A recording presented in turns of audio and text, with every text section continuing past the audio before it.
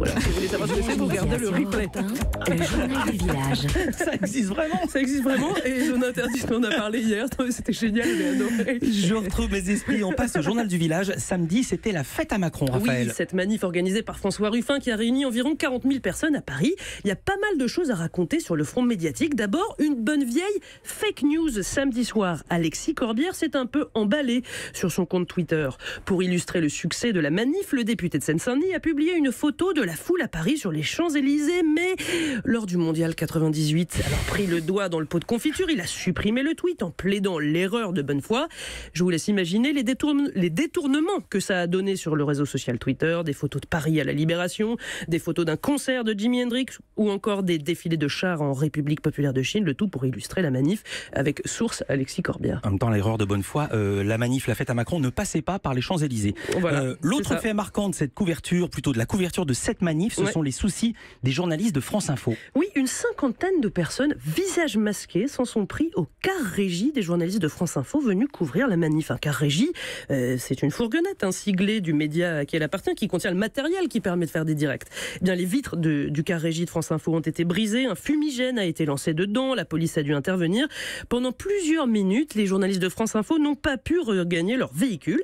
L'incident a été fermement condamné par Gérard Collomb et par Françoise Nyssen, la ministre de la Culture.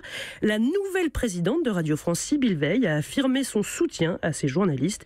Je salue leur professionnalisme, dit-elle, leur courage et leur détermination. Et puis on reste sur le sujet de la fête à Macron samedi avec un dernier élément.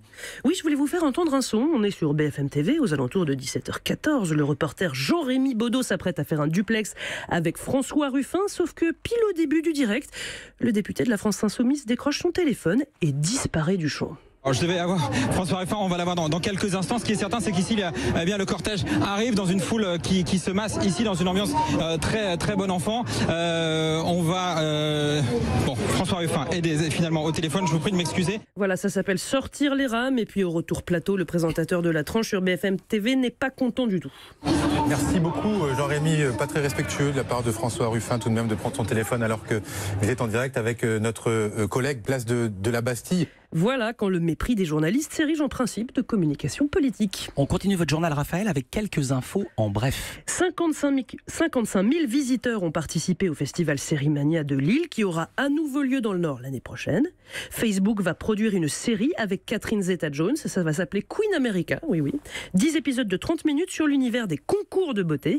Et puis une info de nos confrères du Journal du Dimanche, la réalisatrice Maïwenn tourne actuellement un documentaire sur Anne Hidalgo, maire de Paris. Les élus de droite du Conseil de Paris l'ont aperçue caméra en main vendredi, avant-avant-hier. Ils l'ont pressée de questions auxquelles elle n'a pas répondu. Ils redoutent, disent-ils, un film à la gloire d'Anne Hidalgo. Ils ont aperçu Maïwenn, pas Anne Hidalgo. Les deux, mon capitaine, puisque c'était le Conseil de Paris. Oui, avec la caméra à la main, c'était Maïwenn. C'était Maïwenn. Et on Évidemment. passe à l'info du jour, Raphaël, à propos du Festival de Cannes. On reste dans le cinéma. Et évidemment, ça commence demain. Cannes, c'est aussi un événement média immense. Tenez-vous bien, il y a 4000 journalistes sur place. Et cette année, il y a comme un vent de mécontentement chez les critiques ciné. Thierry Frémaux, le délégué général du festival, a annoncé la suppression des avant-premières presse. Avant, les journalistes pouvaient voir les films de la sélection un peu avant la présentation officielle, le matin ou la veille. Maintenant, c'est fini. Écoutez la réaction de Xavier Le Herpeur, critique au magazine La 7e Obsession. Les gens vont commencer à entendre parler du film, c'est-à-dire au niveau de la montée des marches, et nous, on va pouvoir dégainer, malheureusement, au mieux, avec 36 heures de retard, une interview du réalisateur, des comédiens, l'esprit critique. Donc c'est vrai que ça va un tout petit peu faire disparaître notre opinion. Brimer la presse, loin de moi cette idée, répond Thierry Frémaux, main sur le cœur, au micro de Julien Coquel-Rohem. C'est pas du tout dirigé contre les journalistes. En fait, avant la projection du soir, traditionnellement, il y avait 3 projections. Donc 6000 personnes qui voyaient un film avant que l'équipe vienne le présenter pour la soirée de gala. Et on souhaite désormais que cette présentation de gala, donc la première mondiale du film, soit la vraie première. Voilà, redonner tout leur éclat aux soirées de gala, ce serait donc le but de la manœuvre, quitte à prendre un risque, celui d'un festival aseptisé. Et oui, tout ça ne concerne pas juste les journalistes. Écoutez Xavier Le Herpeur.